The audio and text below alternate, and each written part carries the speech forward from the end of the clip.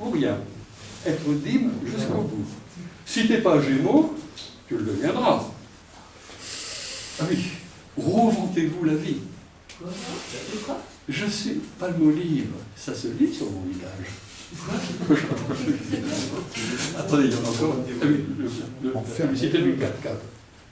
Un 4x4, écoutez votre âme. Oh. Bon, alors il y en a plein d'autres, je ne vous les dis pas toutes. Ah oui, il y a aussi celle-ci, bien sûr, que vous connaissez. Soyez différents. Pensez Pepsi. Alors, naturellement, j'en ai réuni un certain nombre. Regardez bien, vous allez voir comme le jeu, le moi, est développé dans les publicités en liaison avec l'identité. Bien entendu, donner l'identité aux gens à travers le produit, ça veut dire qu'en dehors du produit, ils n'ont pas d'identité. Ils ne sont rien, ce sont des personnes vides. Alors, il y en avait une qui m'avait beaucoup plu. Malheureusement, je n'ai plus que la photocopie. C'est dans une revue, il y a quelques années, une revue qui promettait l'idéal. Ça, c'était, sur la page de gauche, soif d'idéal.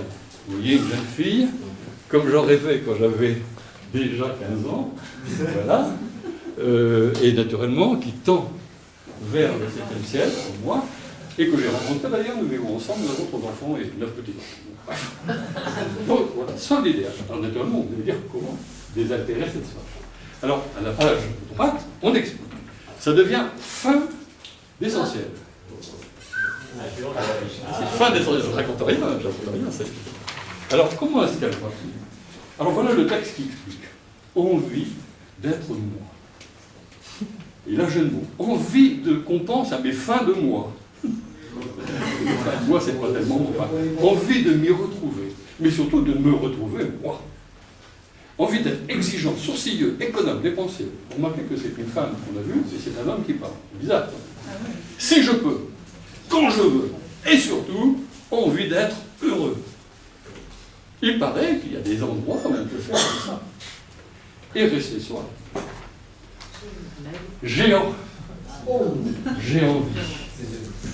Je ne vous connaissez Géant? Géant. Alors, vous avez là, très exactement, vous l'avez tout de suite reconnu, ce que Marcuse appelle la désublimation répressive. Donc, il y en a qui font des têtes. En 1968, j'étais déjà jeune, il y avait un monsieur, un philosophe qui était beaucoup lu, parce qu'il avait écrit un livre qui s'appelle « L'homme unidimensionnel ». Et il disait en substance la chose suivante, en décrivant la société américaine, la société de consommation, bon bah, d'ailleurs Séguéla l'a dit aussi, c'est le corps, c'est pas l'âme, ce ne sont pas les valeurs spirituelles ou intellectuelles, au sens le plus large, c'est le corps, c'est des jouissances matérielles, telles que les décrit Larousse. Il dit, mais, bien entendu, en dissociant l'image de l'homme précédent, qui était chorisme, mensana incorpore sano, en lui retirant apparemment toutes les valeurs spirituelles, il se trouve en face des objets matériels, des produits, sans les valeurs. Comment faire? Eh bien, c'est très simple. On va réinsérer ces fameuses valeurs de liberté, d'intelligence, de bonheur, etc., dans le produit, en faisant croire que ces valeurs perdues dans leur ordre propre se retrouvent dans l'ordre de la consommation. Donc, l'homme n'est plus que unidimensionnel. Il est censé vivre dans la simple dimension matérielle, celle du produit, ce qui était traditionnellement de l'ordre des sublimations intellectuelles. C'est le grand mécanisme de la publicité. Et c'est pour cela que les gens ont beaucoup de mal à accepter l'idée de décroissance. Parce que tout leur laisse entendre que la croissance de leur être profond, de leur être humain, est liée à une croissance économique, à un progrès économique, à un progrès technique. Et à partir du moment où on leur dit « mais ce progrès n'a pas du tout produit le bonheur qu'on pouvait espérer », eh bien, les gens se disent « mais alors, qu'est-ce qu'on va devenir ?» Donc, ceci est essentiel, parce que ça explique pourquoi, tout en étant comblé de produits, on est dans la frustration. On est dans un état où on semble avoir tous les produits supposés de nous satisfaire, et cependant, on demeure insatisfait. Pourquoi? Parce que ce qu'on entend en profondeur, c'est une nourriture de l'âme, enfin, au sens général, et non pas simplement une nourriture d'ordre matériel. Et voilà, c'est le grand manque actuel, et ça, la publicité le refait en permanence. Parce que, bien entendu, comme le dit Serge Attouche, il faut décoloniser l'imaginaire de la consommation. Mais la publicité est là pour recoloniser en permanence notre imaginaire par les mirages de la consommation. Refaire l'imaginaire des enfants en les branchant sur les mirages de la consommation. Bon, c'est tellement évident que je passe au point suivant, qui est, ça va? Bon, on en parlera tout à l'heure, qui est le modèle de communication. Alors ça me en grogne quelque part, parce que moi, professeur de français, j'apprenais à mes élèves que la communication, c'est ce que se passe entre deux personnes qui échangent des informations, qui échangent leurs vertus, qui échangent à tour de rôle, qui mutualisent, si j'ose dire, leur vécu humain, et qui, bien entendu, cèdent la parole à l'autre quand ils ont assez parlé. Je vais y venir, moi aussi. Bon. Et alors, les publicitaires, c'est pas du tout ça. La communication, c'est quand j'envoie aux gens un discours suffisamment habile pour qu'ils ne puissent pas me répondre. Alors, vous voyez bien que, alors attention, dans les milieux publicitaires, vous pouvez être, par exemple, directeur de la création, c'est-à-dire que vous vous occupez de façonner des spots publicitaires, directeur de la communication, ils sont tous mon Dieu, si vous voulez, et voilà. Bon. Alors que le mot communication, alors, et vous remarquez qu'on ne communique plus quelque chose, on communique sur. Et vous comprenez aussi pourquoi le monde politique n'existe plus en tant que représentant de ce qu'attendent les gens. Parce qu'on leur a envoyé du « je communique sur », alors qu'en fait, ce que les gens voudraient, c'est être écoutés dans leurs demandes profondes. Et voilà pourquoi la logique de la communication publicitaire est une violence permanente. Réduit l'idée de communication au fait de se vendre en faisant de l'exhibition. J'en ai été moi, est-ce que je vais oser le dire? J'en ai été moi-même victime, une année où j'ai été invité en tant que professeur lambda à parler des sujets du bac. Il y avait en face de moi Jean d'Ormesson, bon, j'étais très flatté, j'ai parlé naturellement, j'ai dit des choses qui étaient de bon sens, et une fois les micros fermés, l'animateur me dit « Ah, dites donc, vous vous vendez bien !» Il m'a dit « Vous vous vendez bien !» Je lui ai dit « Sinon, je vais vous envoyer la facture. » Je suis venu bénévolement, d'ailleurs comme aujourd'hui. Donc voilà, ça, c'est le monde dans lequel nous vivons. Vendez-vous. Et bien entendu, vous devez vous-même vous considérer comme un produit sur lequel vous allez faire de la communication. Je vais faire de la communication sur moi-même. Je vais raconter ma petite vie, storytelling, et puis avec ça, je vais réussir à convaincre les gens. On va dire quand même, c'était pas mal ce mec cet après-midi. Oh, mais son bouquin est un peu cher. Bon, enfin bref. Alors, je vais passer tout de suite au cinquièmement. Ça va, encore c'est-à-dire la façon dont la publicité travaille notre mode de pensée. Alors là, excusez-moi, je vais vous faire rire. Alors que c'est quand même dramatique. Alors là, je n'ai pas d'exemple. Je vais vous bien. D'abord, 1. La publicité encourage explicitement la démission de l'esprit. Ce n'est pas le cerveau disponible, Cacha, c'est le cerveau indisponible, c'est-à-dire hors d'état de critiquer. Bon, voilà un exemple. Pourquoi résister quand on a les moyens de se soumettre?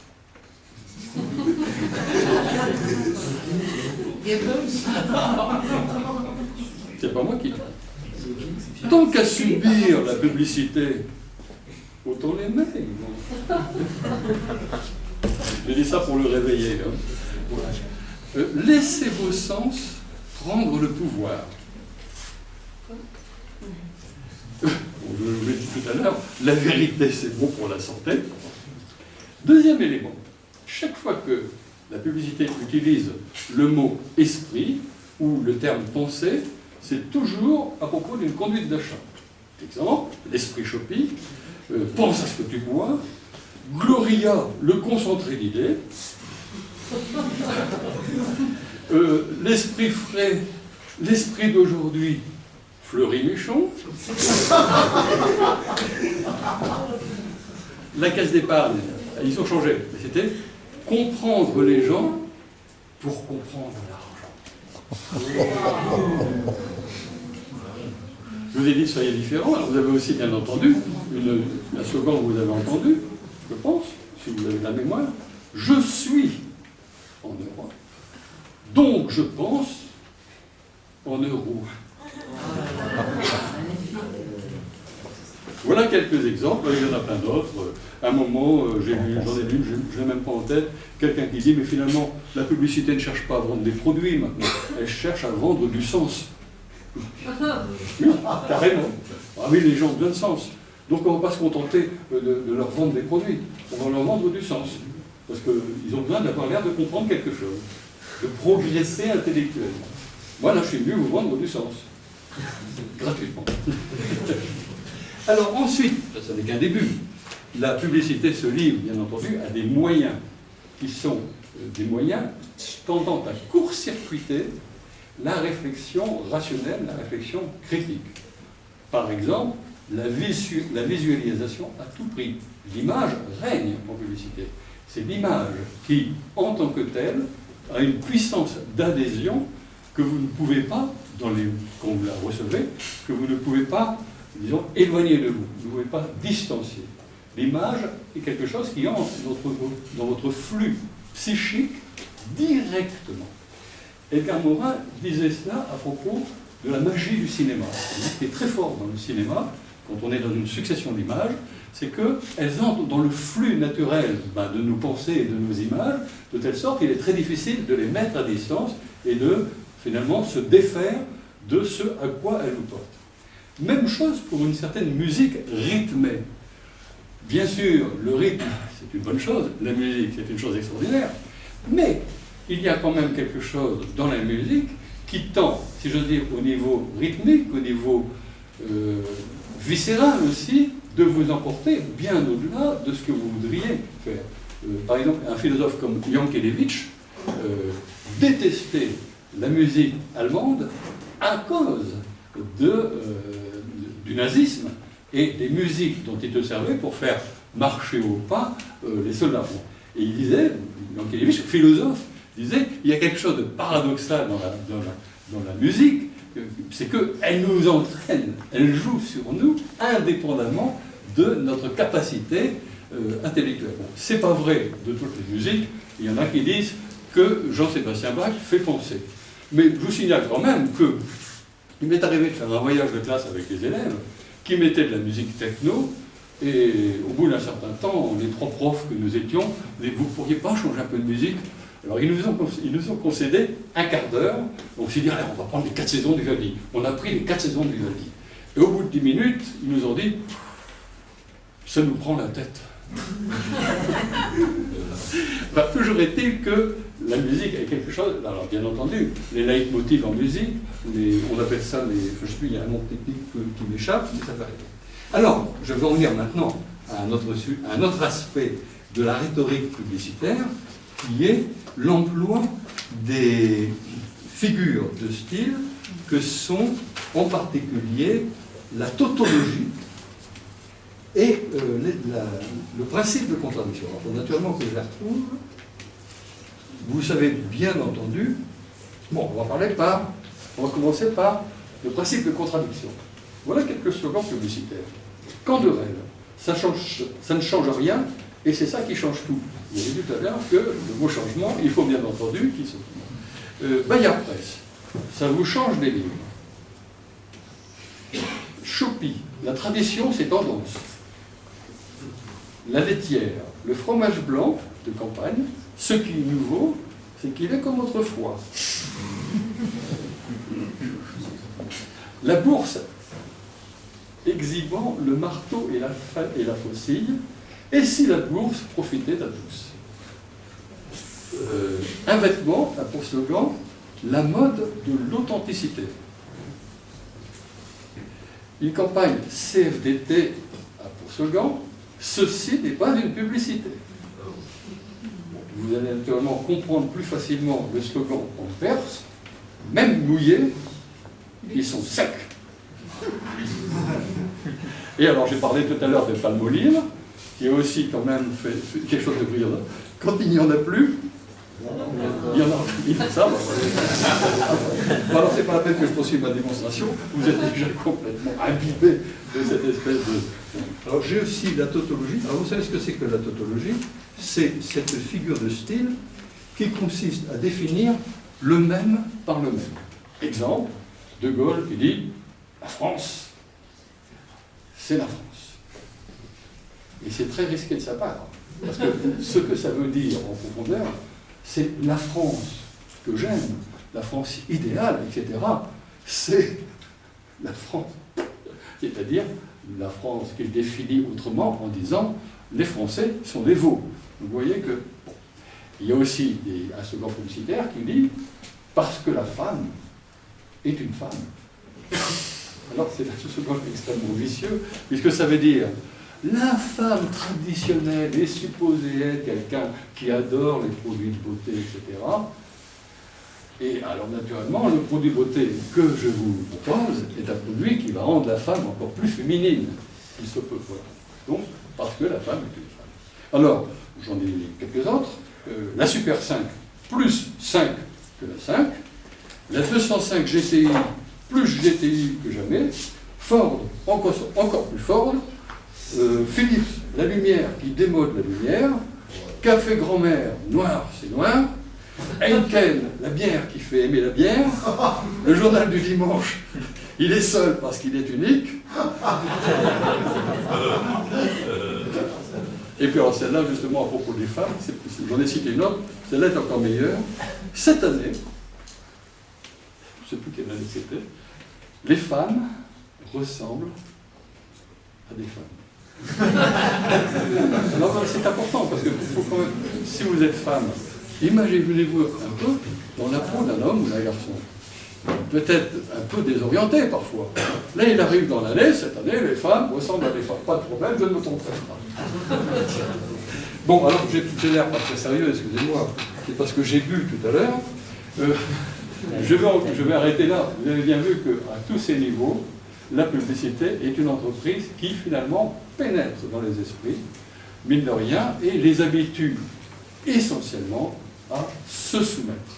C'est un langage de soumission permanente au groupe ou à ce qu'on pense qu'il fait, ce qu'il consomme, au groupe et à son mode de vie, à la modernité supposée, à la mode supposée, et si vous voulez vous mettre à la mode, vous participez à l'oppression du nombre, puisqu'on est dans une démocratie où l'idée de majorité est complètement pervertie, puisque dans une vraie démocratie, le fait de choisir à la majorité, c'est toujours, non pas pour écraser la minorité, mais pour, faute de mieux, arriver à une décision majoritaire, parce qu'on n'a pas réussi à faire en sorte que les gens s'entendent. C'est pour ça qu'en Afrique, il y a des discussions à perte de vue qui n'en finissent pas, parce que dans certains villages, on veut ne prendre une décision que lorsque tout le monde sera d'accord, en la modifiant petit à petit. C'est beaucoup plus le sens de la démocratie que nous l'avons. Nous sommes dans un monde où la démocratie, c'est comment avoir l'air d'être majoritaire pour écraser ceux qui ne savent pas qu'ils le sont et qui sont minoritaires. Et quand j'ai publié mon livre, j'étais surpris par ça. J'étais surpris par le nombre de personnes qui me disaient « Oh, finalement, je pensais bien ce que vous pensez, mais je n'osais pas le dire. » Parce que je pensais que les autres pensaient directement. Je croyais que les autres pensaient directement. Donc, finalement, alors, ce qui est important aussi, je vais en conclure là-dessus, c'est que toute cette idéologie proprement publicitaire n'est plus seulement publicitaire. Elle a gangrené l'ensemble des médias, le gros des médias. L'idéologie médiatique est toujours en train de vendre quelque chose, c'est absolument incroyable. Elle est toujours en train de vous dire que si vous n'êtes pas adapté à l'instant T, vous êtes un vieux machin qui est à jeter, parce que c'est toujours ça. Elle est toujours en train de vous faire l'éloge du temps présent, en ne se rendant pas compte que c'est le plus sûr moyen de fossoyer ce temps présent. Par exemple, la fameuse formule tout de suite, héritée de 1968.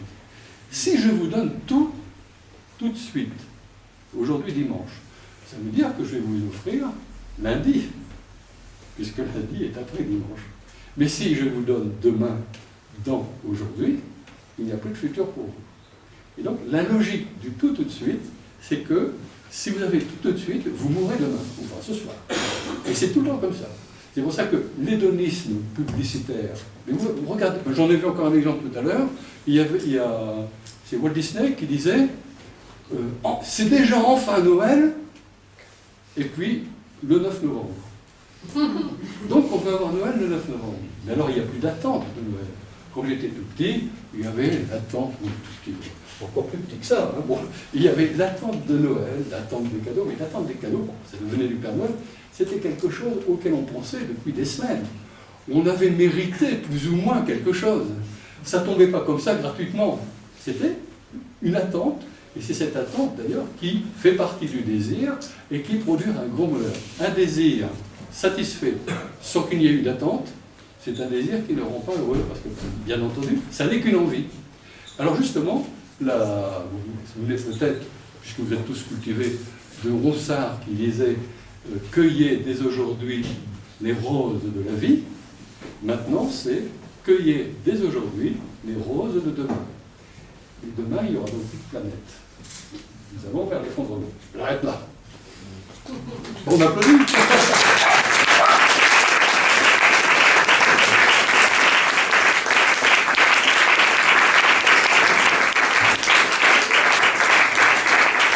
C'est, quand on se lance dans ce type de résistance, c'est de se faire entendre. Voilà.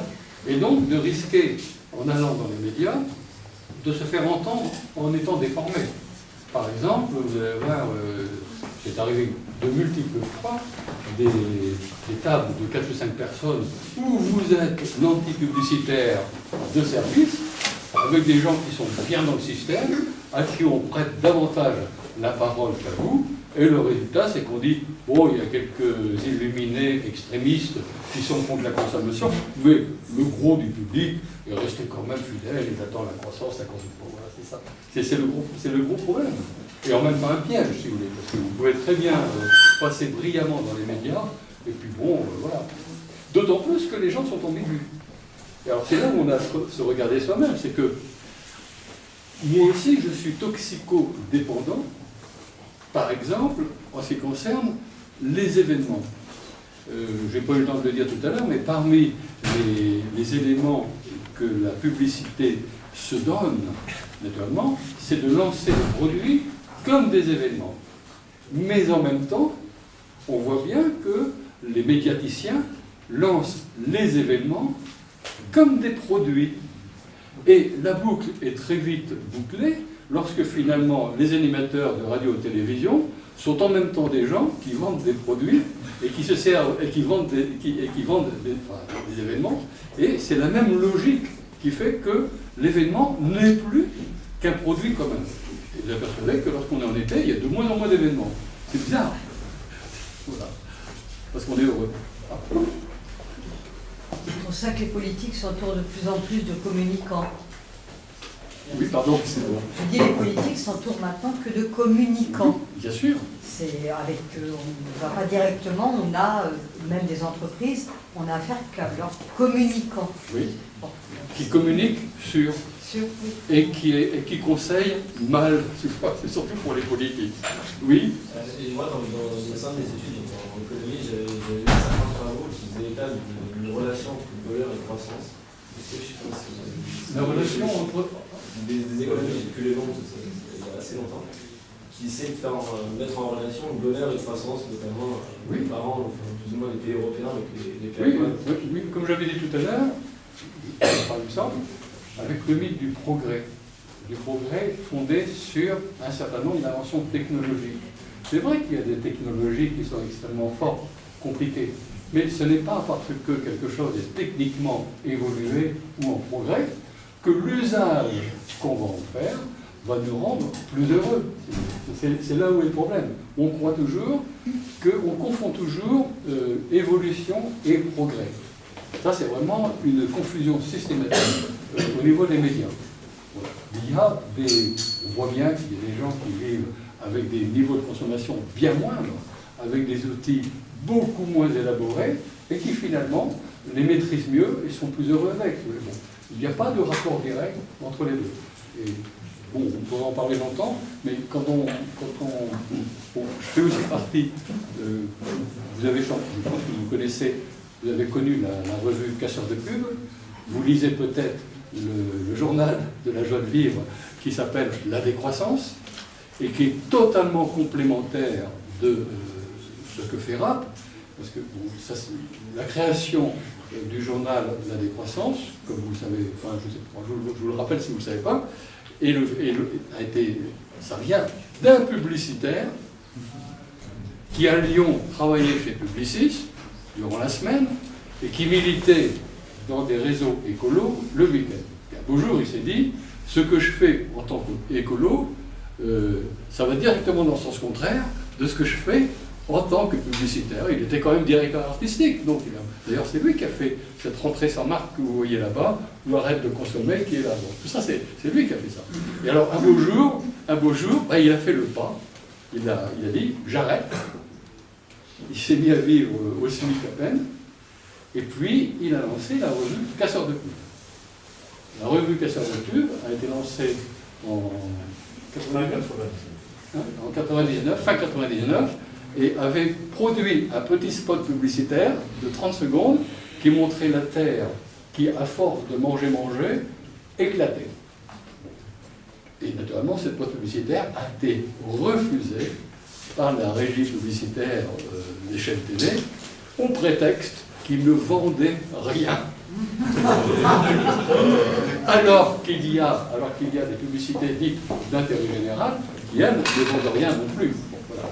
Et donc, il a lancé Casseur de pub, et au bout de 2 ans, il s'est dit, bon, on casse la pub, c'est bien, mais la publicité est le produit de la société de consommation, qui a besoin d'elle pour se maintenir dans l'air, si j'ose dire, et donc, il faut qu'on réfléchisse à un autre type de société, qui ne soit pas centré sur la consommation perpétuelle, le progrès dans la consommation, et donc qui ne soit pas centré sur la croissance.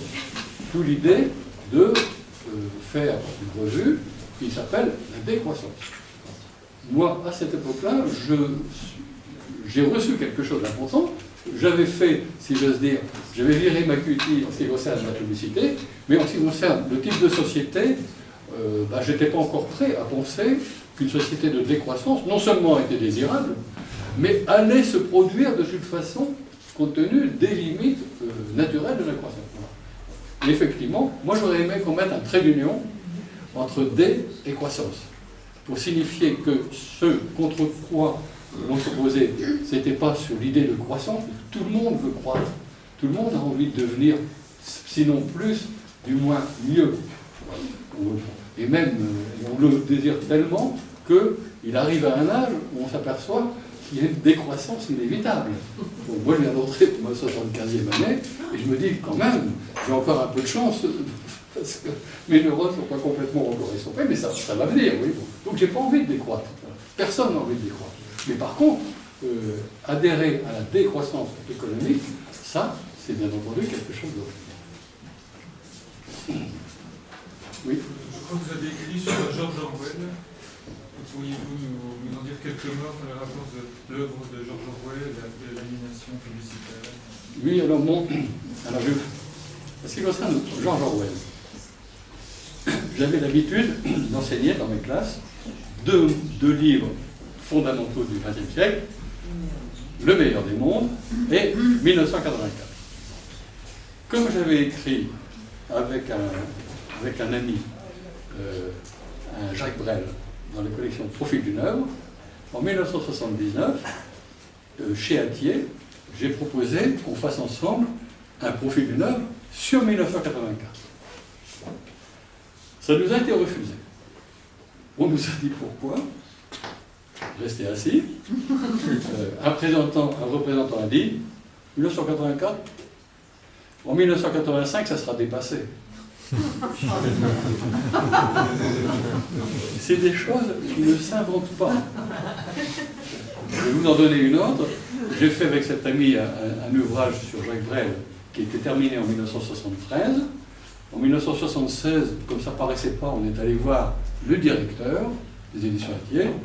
Il lui a dit « Messieurs, votre ouvrage, non, votre produit est bon. » C'est la première fois que je m'apercevais qu'un livre était un produit. Pour moi, c'était une œuvre de l'esprit. Toujours est-il que mon copain a laissé tomber. Moi, je me suis dit, puisque c'est comme ça, je vais faire le profil d'une œuvre sur 1984. Et donc, j'ai fait, là, ce que je voulais faire, c'était une analyse de 1984 pour bien montrer l'actualité de ce livre. Parce que c'était déjà l'époque où les gens disaient, les pays de l'Est, pratiquement, c'est terminé. 1984, ça n'existera plus, il n'y aura plus jamais de dictateur, bon, etc. Alors que c'est complètement faux. Si vous prenez les éléments un par un de tout ce qu'il y a dans 1984, vous vous apercevez que ça s'applique, mais vraiment de façon fascinante à la réalité actuelle, à commencer par le fameux trou de mémoire. Vous avez dans 1984 des spécialistes des archives qui sont obligés de jeter des archives dans un trou de mémoire, tout ce qui est plus conforme à ce qu'est la modernité. C'est-à-dire que c'est une société qui, pour établir un empire absolu sur les gens à l'instant T, supprime le passé, parce que les gens, dans le passé, peuvent trouver des résistances, des modèles, des idées qui leur permettent de combattre l'actualité. Et moi, je suis aussi, alors naturellement, le héros de 1984, à un moment, lorsqu'il reçoit le faux résistant de la dite fraternité, qui lui dit « À quoi devons-nous voir ?» Il lui dit « Au passé ». Parce que le passé, alors ça c'est encore un truc du là, le passé n'est jamais dépassé. Nous sommes tous du passé vivant. Nous sommes tous pétris de notre double tradition gréco-latine et judéo-chrétienne, à travers les textes, à travers la langue, à travers l'étymologie de la langue. Quand on parle d'hypermarché, c'est grec. Quand on parle de supérette, c'est latin. Bref, le passé est toujours là, il est toujours en nous. Et dans le passé, il y a eu une foule de possibilités, il y a eu une foule de graines d'avenir qui ont donné la société actuelle, mais il y en a plein d'autres qui auraient pu donner d'autres types de sociétés. Donc l'idée, ce n'est pas de faire du passéisme, mais d'aller chercher dans le passé des graines d'avenir. Le passé, c'est une immense réserve de graines d'avenir. Et s'il y a une chose qui est pas mal dans notre temps, c'est toutes les recherches qu'on fait pour redécouvrir les civilisations. Dans le livre, dans le documentaire de Marie-Monique Robin qui porte sur la sacrée croissance, je ne sais pas si vous l'avez vu, non? Vous voyez-le, c'est intéressant, parce qu'il y a plein d'exemples, justement, de modèles de réalisation de vie, sans publicité, justement. Et notamment, il y a des villages qui se sont... qui ont rétabli des communs, c'est-à-dire un tiers de la surface du terroir qui est consacré à tout le monde. Du bois, où chacun peut aller, etc., des promenades, donc des communs. On rétablit ce qui était habituel dans les sociétés d'antan, qui consistait bien entendu pour les paysans à avoir des terrains, si possible, une propriété privée, mais on gardait un espace public créatif, enfin productif, qui était les communs. On est en train de retrouver ça. C'est quand même extraordinaire. Donc, et tout ça. Il faut regarder le passé avec ce regard-là, bien sûr. Les biens communs. Oui, le bien commun. On appelait ça les communs directement, et c'était le bien commun, bien sûr. Alors qu'actuellement, on est en train de tout privatiser, et c'est ce qu'on appelle la marchandisation, bien sûr. Est-ce qu'il existe des groupes, je dirais plus basés sur des groupes de parole, des groupes de désintoxication, je dirais publicitaires, etc. Parce que évidemment, on ne s'attache pas trop à ça au niveau psychologique, parce que, entre guillemets, on est complètement absorbé de l'enfance par ça. Et comment se désintoxiquer par ça? Est-ce qu'il y a certains, je ne sais pas, psychologues ou de psychologie qui s'intéressent à ça? J'ai l'impression qu'ils sont un peu dans la psychologie scientifique. Un peu dans le mode néolibéral, il n'y a pas vraiment voilà. Parce que je pense que peut-être c'est une voie, enfin, je ne sais pas. Faites appel aux gens qui se sentent aussi allés chez vous. Moi, je veux bien vous faire un groupe. Mais moi, je pense qu'effectivement, on peut se désaliéner qu'en commun. Enfin, certaines personnes peuvent faire sur eux-mêmes ce travail, mais on ne peut se libérer qu'ensemble. C'est sûr. Mais pardon, dans ce sens, justement, est-ce que vous travaillez déjà avec les gens qui travaillent sur le BNB au lieu du PNB, donc le bonheur national brut, qui est un indice qui a été retenu au bout? Alors, disons, l'ensemble des personnes qui produisent des textes pour la décroissance, naturellement, manipulent, enfin, réfléchissent sur ces questions d'empreinte écologique, de bonheur, etc. Il y a aussi l'indicatif de bien-être. Enfin, oui, il y a plusieurs indicatifs de cet ordre-là. Bon, pour essayer de faire prendre conscience aux gens qu'actuellement, on a une empreinte écologique qui n'est déjà plus supportable pour la planète Terre. Bon, là, il y a des gens qui font cette réflexion. Mais, si vous voulez, la réflexion ne peut pas porter simplement sur ce qu'on pourrait faire, parce qu'on le sait bien, par exemple, pour le climat, ce qu'il pourrait faire, mais sur ce qui fait qu'on ne le fait pas. Qu'est-ce qui fait? Mais justement, j'allais terminer ma question, donc je voulais dire, est-ce que vous travaillez avec ces gens-là, et est-ce que vous travaillez par exemple avec des groupes comme celui de Émergence ASBL? C'est le groupe avec Mathieu Ricard, Christophe André et quelques autres, qui tous les ans à Bruxelles, fin septembre, organisent plusieurs jours de réflexion avec des penseurs justement comme vous ou comme d'autres dans d'autres directions, Jean-Marie Pecq, etc. Et ce serait à mon avis très intéressant que vous travailliez avec eux. Moi j'ai participé à la décroissance, en rap, à la revue Entropia, qui est une revue théorique sur la décroissance. Mais moi, je suis un minable prof de lettres. Je me suis intéressé à la publicité au départ pour faire de l'analyse de discours. J'ai vu que, bon, j'ai quand même des préjugés humanistes fortement ancrés. C'est pour ça, parce qu'on ne vous a pas dit non plus que j'avais fait une école de commerce et qu'à la fin de cette école, je me suis reconverti pour faire une agrégation de lettres modernes. HEC en l'occurrence, bon, eh bien, actuellement, sur le plan de la réflexion pour une société nouvelle, ce n'est plus mon truc, je suis sec, j'ai rien à dire, enfin bon, c'est aux gens dans leur ensemble à essayer de trouver ça. Et donc j'écris des choses plutôt littéraires, des fictions, des choses. Mais il y a plein de gens qui font ça, qui réfléchissent à ça. Et quand on me demande de faire une conférence sur la publicité, je termine toujours, forcément, parce que je ne peux pas faire autrement, par répondre à la question de la décroissance. Et je me souviens d'un jeu, enfin, c'est intéressant, parce que un jour j'avais tellement convaincu, pas converti, une dame qui était dans le public, elle me dit, je suis tout à fait d'accord avec vous, mais voilà, j'ai un micro-ondes, j'ai un lave-vaisselle, j'ai de lave-linge, j'ai de télé, etc., etc. Bon, dans ma famille, alors je sens bien que j'en ai trop, par quoi dois-je commencer? Et aussi, qu'est-ce que je vais devenir si je me prive de ces objets? Alors naturellement, je n'allais quand même pas insister en lui disant, espèce de coupable, non. Et il y a un gars qui s'est levé, et c'était quand même, il y a plus de 10 ans. Il a dit, moi madame, je suis né en 1925. En 1940, quand il y a eu la guerre, on a été affolés, on s'est dit, mais qu'est-ce qu'on va devenir? On n'aura plus rien, on ne pourra plus vivre, etc. Il dit, mais on s'est très bien débrouillé. On a révisé nos besoins, on s'est débrouillé. Les Français ont su quand même se débrouiller. La débrouille était collective. Bon, il y a quand même beaucoup plus de gens qui étaient à la campagne que maintenant. Donc, c'était sans doute plus facile. Mais ça se retrouve, tout ça.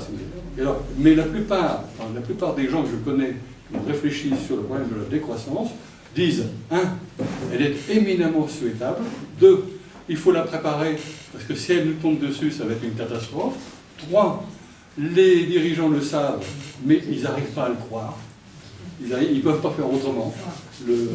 Regardez la façon dont, en ce qui concerne le réchauffement climatique, les autorités mondiales se réunissent, dire dans 30 ans, il faudra qu'on baisse de temps, après ils se réuniront dans 30 ans pour dire il faudrait peut-être qu'on baisse de temps, puis il sera trop tard.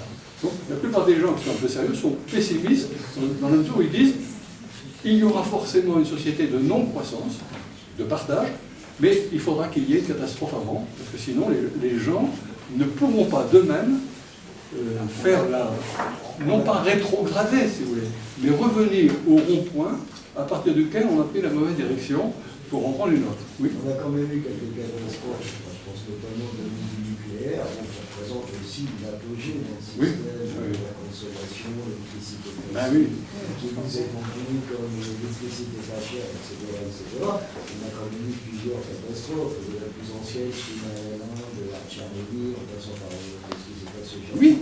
Et apparemment. Alors, justement, moi je vous renverrai volontiers un livre de Bertrand Méheux. C'est l'auteur du livre qui avait pour titre La politique de l'oxymore. Alors, il a fait un deuxième livre qui est remarquable, mais avec un titre stupide. Je vais vous dire, le titre s'appelle La nostalgie de l'occupation. Alors, si vous lisez le titre, vous qu'est-ce que c'est que ce mec? Bon. Et en fait, ce qu'il voulait dire, il l'explique dans le premier chapitre. La question qui se posait, c'était celle-ci. Comment se fait-il qu'en 1940-45, tout le monde, ayant conscience, enfin tout le monde, une bonne partie des gens, ayant conscience de ce qu'était le nazisme, se sont mobilisés et ont résisté et ont, à l'échelon international, et ont réussi à tuer la bête, provisoirement. Bon. Voilà. Donc c'est ça qu'il voulait dire. Quand c'était l'occupation, les gens résistaient. Et alors, la suite, il y a un chapitre qui dit, c'est pour titre, la catastrophe les yeux ouverts. Et il dit voilà, ça va d'abord été un article d'ailleurs dans Entretien, il dit voilà, les gens savent, les élites savent, les rapports du GIEC, les rapports internationaux sur les limites du pétrole, tout le monde le sait, ils savent, ils ont les documents, ils savent que ça ne pourra pas durer. Ils savent qu'on est déjà en train de consommer la terre avec une empreinte écologique de 2,2 hectares, alors que normalement il n'en faudrait qu'un 1,8 par homme, par être humain. Voilà. Donc ils savent ça, mais ils n'arrivent pas à rétro-pédaler. Ils n'arrivent pas, ils ne peuvent pas. Ils sont pris dans le système. Et donc ça ne pourra déboucher que sur une catastrophe. Ils ont les yeux ouverts, ils savent qu'elle arrive. Et alors là, on sera obligé de repartir à zéro ou en marche arrière. Voilà, bon. C'est ça qu'il dit. Et c'est très intéressant ce qu'il dit. Voilà, il dit c'est pour ça qu'il avait donné ce titre. Comment se fait-il qu'il y a 70 ans, on voyait bien les limites, enfin, ceux qui menaçaient la planète ont résisté. Maintenant, on le sait, on a tous les éléments scientifiques pour le savoir. Les scientifiques le disent, à part Allègre, qui est un petit peu sonnet, mais voilà. Et les hommes, les responsables politiques ne veulent pas, ne peuvent pas. Alors c'est difficile, parce que c'est pas évident, mais quand même. Bon. Alors naturellement, on dit aux gens de la décroissance, ouais, c'est plus gentil, vous n'allez quand même pas dire aux gens du tiers-monde, il faut décroître. Alors ils ont toujours dit, mais on n'a jamais pensé qu'il fallait qu'ils décroissent. Eux, au contraire, il faut que leur niveau de vie, au bon sens du mot niveau de vie, s'élève, bien sûr. Bien entendu, ils l'ont dit ça. Oui, moi je voulais réagir.